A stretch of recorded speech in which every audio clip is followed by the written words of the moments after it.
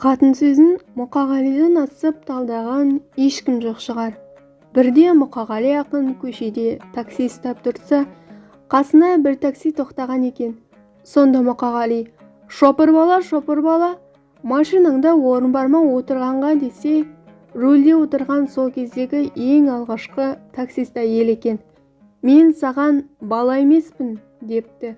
Сонда Мұқағали тағы да: шопырғыз, онда мені машинаңа отырғыз депті. Әйел тағы да: мен саған қыз емеспін депті.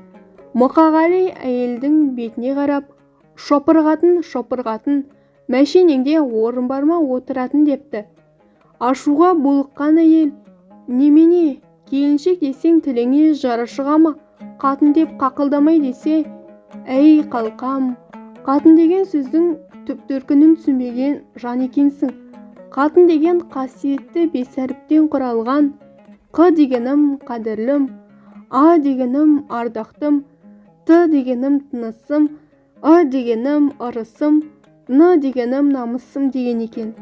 Сонда әйел: отырыңыз аға, ендігі жерде қатын болып жүрейін деген екен. Қазақ тіліндегі контенттің дамуына өз үлесіңізді қосып, каналға тіркеле кетіңіз.